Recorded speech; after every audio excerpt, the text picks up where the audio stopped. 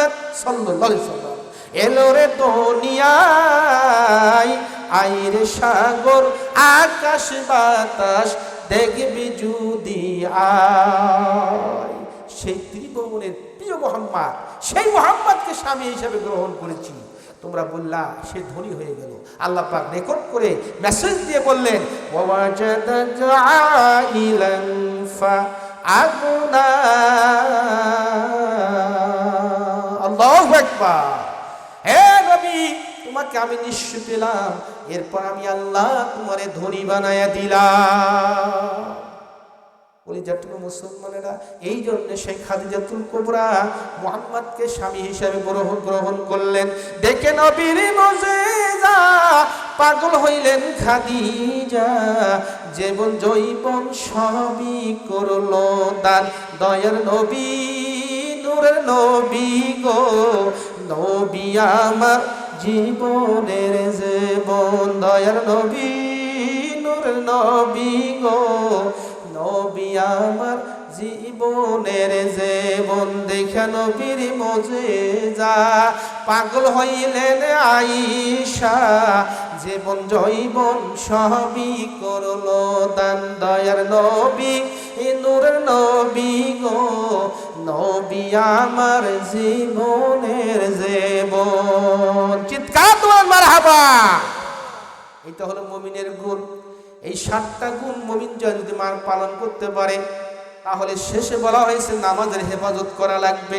এই 7টা গুণ যদি মুমিনেরা মানে, আমার আল্লাহ তাদেরকে, আল্লাহ বলে উলাইকা হুমুল ওয়ারিসুনাল্লাযীনা ইয়ারিসুনাল ফিরদাউসা হুম ফিহা খালিদুন। আল্লাহু আকবার। আমার আল্লাহ বললেন এই 7টা গুণ যদি এই মুমিনের ভিতরে থাকে, তাহলে তাদেরকে আমি আল্লাহ ওয়ারিশ করে দেব জান্নাতুল ফেরদাউস। জান্নাতুল ফেরদাউসের ওয়ারিশ তারা হয়ে যাবে। এই জান্নাত আমি আল্লাহ রব্বুল আলামিন তাদের দান করব। সুবহানাল্লাহ। জান্নাতুল ফেরদাউস সবচেয়ে বড় জান্নাত, এই জান্নাত আমি তাদেরকে দেব। এরপরে মুমিনদেরকে 3টা পুরস্কার আমি আল্লাহ দিব।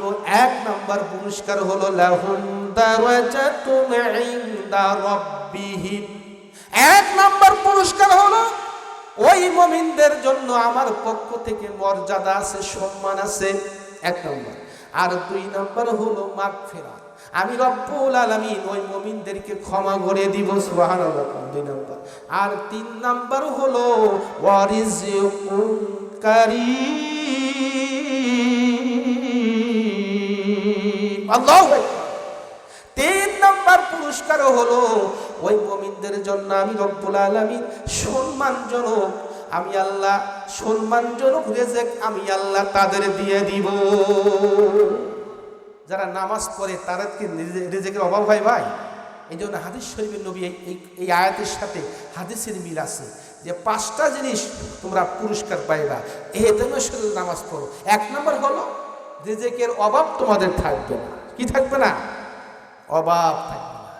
আর কবরে তোমাদের কি আমলনামা ডান হাতে দেওয়া হবে, হ্যাঁ, বিনা হিসেবে ফুলসের রাস্তা পার করা হবে। আর কবরে সল জব সহজ করা হবে। কি গান?